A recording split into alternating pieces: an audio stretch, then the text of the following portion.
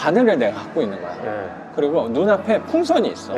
그러면 사람의 심리는 그 찔러보고 싶다라는 거야. 네, 맞아요. 내가 3,600이 있으면 자꾸 쓰고 싶어. 내가 이걸 뭐 3,600 벌었으면 한 달에 쓰는 돈이 300이면 내가 여기서 300씩 나눠서 쓰면 된다. 시세 차익 하는 사람들의 보통 이론이 이거예요. 나 1년치 벌었으니까 내가 300만 원씩 쓰면 된다. 근데 이게 사람이 이만큼 있으면 300을 쓰기가 쉽지가 않아. 3,600 다 투자해서 3억 만들려고 맞아, 맞아. 이 컵이 몸이야. 몸이에요. 그리고 물이 마음이에요. 그럼 보통 이 정도 차 있는 거잖아요. 그쵸. 근데 자꾸 마음이 흔들려. 그러면 이게 물이 이렇게 넘치는 거예요. 저는 그러면 이게 얼마나 위태로운 상황인가라고 생각이 드는 것 같아요. 그래서 그게 흔들려도 괜찮게 옆에서 이렇게 쫄쫄쫄쫄쫄쫄. 아, 그렇지. 흔들려도 계속 채워주는 현금. 와, 이거 비유가 너무 좋네요. 너무 좋아요. 그것도 그렇고 제가 예전에 봤던 책에서 멋진 비유가 하나 있더라고요. 그 돈의 속성, 그 김성호 회장님이 쓴 책에서 어떤 장에서 되게 현금 흐름 투자에 대해서 강조를 한 부분이 있었는데 그 비유를 뭐에 했냐면 논에 물을 대는 걸로 비유를 했던 것 같아요. 정확한 수치는 기억은 나진 않는데 예를 들어서 한 달에 뭐 300ml의 강수량이 필요해. 1년에 한 번 1년치가 오는 거야. 한 달에 300ml니까 1년에 3,600ml가 한 번에 오고 나머지는 비가 안 와. 그러면 이 모가 자랄 수가 없잖아요. 그럼 어쩌면 그 3,600ml 그리고 나머지 3,300ml의 비는 어쩌면 쓸모없는 거고 잉여로운 거니까 오히려 그 별을 더 위태롭게 하는 걸 수도 있다는 생각도 되게 들어. 오히려 썩을 수 있죠. 맞아.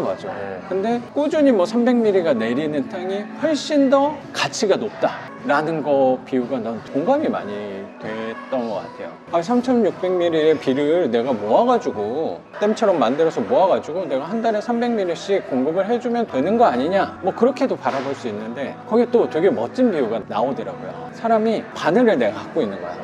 그리고 눈앞에 풍선이 있어.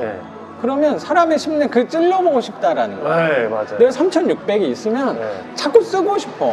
그러니까 시세 차익의 돈에 대한 건 약간 그런 느낌이라고 생각이 들더라고요. 내가 이걸 뭐 3,600 벌었으면 한 달에 쓰는 돈이 300이면 내가 여기서 300씩 나눠서 쓰면 된다. 시세 차익 하는 사람들의 보통 이론이 이거예요. 나 1년치 벌었으니까 내가 300만 원씩 쓰면 된다. 근데 이게 사람이 이만큼 있으면 300을 쓰기가 쉽지가 않아. 3,600 다 투자해서 3억 만들려고 맞아. 그래서 그 시세 차익 하시는 분들은 그럼 본업에 대해서는 계속 하면서 자꾸 또 이걸 굴리려고 하는 속성이 있었던 것 같아요. 아유, 비유가 되게 좋네. 엄청 좋네요. 맞아. 그래서 이게 뭐 잘못됐다 이게 아니고 저는 그걸 잘 못하거든요. 나는 시세 차익보다 현금 흐름 쪽이 나랑 좀 맞겠구나. 근데 선생님은 막 요동치는 시장 안에서도 내가 평균치면 그래도 남들보다는 좀 유지할 수 있네. 그리고 시야를 좀 더 넓게 보는 것 같아, 남들보다. 나만 이건 손해본 게 아니고 전 세계 사람들이 손해본 거야. 라고 하면 또 위안을 찾을 수도 있는데 난 그 생각을 한 번도 해본 적은 없거든요. 그리고 너무나 이 마음 관리에 있어서 또 선생님의 색깔을 찾아서 잘하고 계신다는 생각 드네요. 재밌는 것 같아요. 가치랑 가격의 차이를 찾는 게 그게 재밌는 것 같아요. 말씀하신 것도 너무 동의를 하는 게 제가 예를 들어 어떤 주식을 했는데 갑자기 실제로 한 달 만에 10배 되고 이런 주식도 있거든요. 근데 그게 저한테 닥친다고 생각을 해보면은 저는 더 위험한 투자를 하게 될 것 같아요. 그러니까 그걸 그냥 놔둘 수가 없거든. 사실 사람 심리가 더 투자를 공부하고 자산이 증식되고 뭐 현금 흐름도 있고 이런 상황에서 그런 10배가 터져버리면은 이건 그냥 좋았네 라고 하면서 받아들일 수 있을 것 같은데 지금 제가 갑자기 전 재산이 막 10배가 됐다 그러면은 흥분할 것 같아요. 뭐 사고 막 그럴 것 같아요. 지금은. 그리고 이 단기간에 이렇게 된 돈의 특징이 이런 일들이 또 벌어질 수 있다고 생각이 들면 여기에 맞춰서 한 번 3천만 원 들어온 거를 거기 3천에 맞춰서 쓰게 될 수도 있다고 생각도 좀 드네. 그래서 선생님이 그 포트폴리오 구성을 굉장히 잘하고 있다는 생각이 되게 드네요. 선생님 덕분에 이제 새로운 포트폴리오를 또 방향 결정은 선생님이 잘 구성을 했다는 생각이 되게 들어서 제가 선생님한테 큰 마음을 먹고 하셨구나라고 되게 어제 사실 저 되게 인상이 깊었어요. 선생님 말씀하신 거예요. 보통 사람이 이렇게 생각을 할 수 없는 거를 한다고 생각을 조금 했거든요. 선생님이 지금 거주하는 게 무주택자의 네. 그 소득이 어느 정도 일정 소득 이하가 네. 돼야지만 입주할 수 있는 공공주택이라고. 그리고 뭐 재산도 그 기준이 있어요. 뭐 차도 소나타 뭐 이런 뭐 중주년까지는 아마 괜찮을 텐데 뭐 한 5천 이상 넘어가는 세단이나 이렇게 그것도 안 돼요. 뭐 기준들이 이렇게 곳곳에 있어서 재산에 있어서 그리고 네. 소득에 있어서 일정 수준 이하여야지만 들어가서 거주를 할 수 있는 공공주택에 계시는 거잖아요.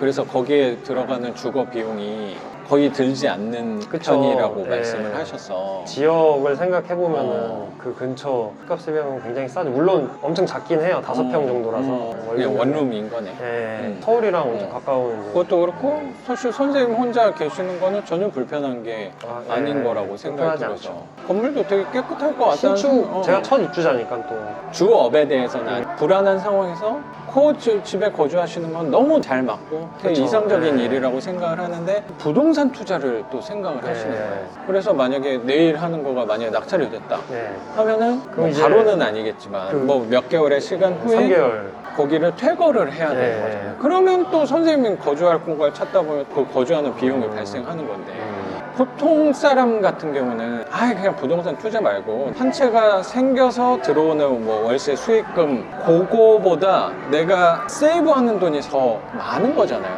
그냥 한 채가 생겨서 비용이 더 생길 수도 있는 건데 나는 그래도 부동산 투자를 해야겠다라고 마음을 먹기가 쉽지가 않은 것 같은데 어떻게 그런 생각을 한 거예요? 약간의 마음의 불편함이 왔어요. 왜냐면 방금 말씀하신 것 때문에 어쨌든 무주택자로서의 경제적 혜택을 조금이나마 누리고 있는 건데 나름의 우리나라의 복지 혜택인 거잖아요. 복지 혜택을 누리고 있는 건데 한 집만 하고 말 거면은 사실 한 집만 하고 말 거면은 그렇지 그럼 안 하지. 손해예요. 맞아 오히려 손해야. 많이 손해죠. 근데 두 집, 세 집, 네 집 한다고 생각을 하면은 두 집부터 이득이 아닐까. 그러네요. 진짜 훌륭한 사람이라고 생각해요. 평범한 사람이 아니에요. 이렇게 생각을 하기가 쉽지 않거든요. 일반적으로는 보통 어떻게 생각을 왜냐면 제 주변에도 그런 친구들이 있으니까 예를 들어 제 지인도 행복주택에 계시는 분이 계신단 말이에요. 근데